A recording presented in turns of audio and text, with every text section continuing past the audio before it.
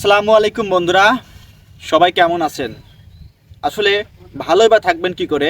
নাই চাকরি নাই কর্ম, সব ছাত্রছাত্রীদের একই হাল। তাই আজকের বিষয় হলো পড়াশোনার দশা একেবারেই বেহাল। তাই কথা হবে কম, কাজ হবে বেশি। আজকে জানাবো আপনাদের ছাত্রদের পরিবেশ পরিস্থিতি। আচ্ছা ভাই, আপনার নাম কি? নাম শুনে আপনার কাম কি ভাই? না, এমনিতেই আর কি। আপনি পড়াশোনা কত দূর পর্যন্ত করেছেন? আর ভাই বললেন না। আচ্ছা ঠিক আছে ভাই, আর বলছি নি। का टूटा एक परिंदा ऐसे टूटा। আরে ভাই, সেই বলার কথা বলিনি, তাহলে আপনি কিসের কথা বলছেন? কথার কথা বলেছি। ও আচ্ছা আচ্ছা, আপনি পড়াশোনা করেন না কি করেন? ভাই পড়াশোনা করতো, এখন আর করিনি। তো এখন আপনি কি করেন? কি আর করবো ভাই, টোটো কোম্পানির ম্যানেজার। আপনি পড়াশোনা করেন না বলে আবার আপনি কোম্পানির ম্যানেজার? দূর ভাই, আপনার সাথে কথা বলতে আর ভালো লাগছে না, জানতো এখান থেকে। আরে ভাই শুনেন, কি ভাই আমি আবার কি বললাম, আপনি রাগ করে চলে যাচ্ছেন? দূর ভাই, আপনাকে বলছে এক কথা, আপনি বুঝছেন আর এক কথা।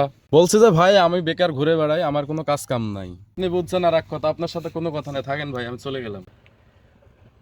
আপনি দেখি তো স্টুডেন্টই মনে হচ্ছে। আপনি কি স্টুডেন্ট? বা স্টুডেন্ট ছিলাম, এখন আর পড়াশোনা করি না। তো ভাই আপনি স্টুডেন্ট ছিলেন, এখন আর নাই, কারণটা কি ভাই? শুনেন ভাই, আসল কাহিনী জেএসসি পরীক্ষার পর দেশে করোনা আসলো। এই করোনার পরে পড়াশোনার যে সে অবস্থা, আর পড়াশোনা করা হয়নি। সারা বাংলাদেশের ছাত্ররা পড়াশোনা করছে আর আপনি বাদ দিয়ে দিলেন, কারণটা কি? কি আর করো ভাই, করোনার পর বাপ আর পড়াশোনার জন্য খরচ দিতে পারলো না।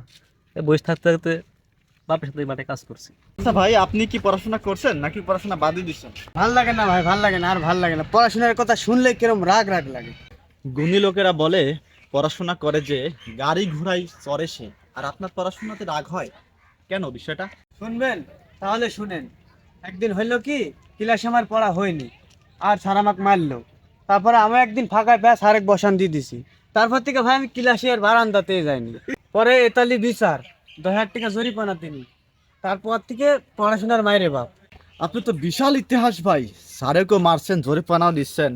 তাহলে বুঝতে পারছেন বর্তমান পড়াশোনার কি পরিস্থিতি। আমাদের শিক্ষকরা যদি শাসন করে আমাদের মারে, আমরা কিন্তু এখন রিপ্লাই করছি, স্যারদেরকেও মারতেছি, ঠিক আছে?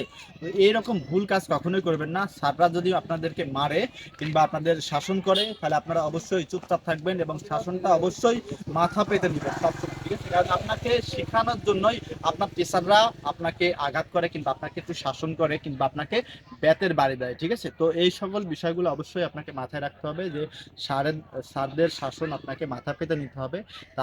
তাদের থেকে শিখতে হলে আপনাকে তাদের শাসনও আপনাকে মাথা পেতে নিতে হবে, ঠিক আছে?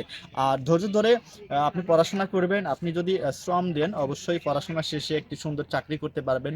আপনি চাকরি যেমন তেমন, আপনি পড়াশোনা যদি আপনি জানেন কিংবা পড়াশোনা যদি আপনি করেন, তাহলে আপনি একটা সুন্দর মনের মানুষ হতে পারেন এবং সব জায়গাতে আপনি সুন্দরভাবে আপনি কথা বলতে পারবেন এবং সুন্দরভাবে আপনি আপনার জীবনটা গঠন করতে পারবেন, ঠিক আছে? তো অবশ্যই আপনাদের সকলেরই পড়াশোনা করা উচিত মনোযোগ দিয়ে এবং টিচারদের সাথে সম্মানের সাথে ব্যবহার করা উচিত। তো অবশ্যই টিচারদের সম্মান দিবেন এবং সবসময় আপনি টিচারদের সম্মান দিয়েই পড়াশোনা করবেন এবং সবসময় প্রতিদিন আপনার যেই ক্লাস থাকবে ওই ক্লাসে অ্যাটেন্ড থাকবেন। অবশ্যই আপনি ভালো কিছু করতে পারবেন, আপনিও সফলতা পাবেন, পড়াশোনা শেষে চাকরি করতে পারবেন কিন্তু আপনি ভালো একটা মানুষের মতো মানুষ হতে পারবেন। ধন্যবাদ সবাইকে।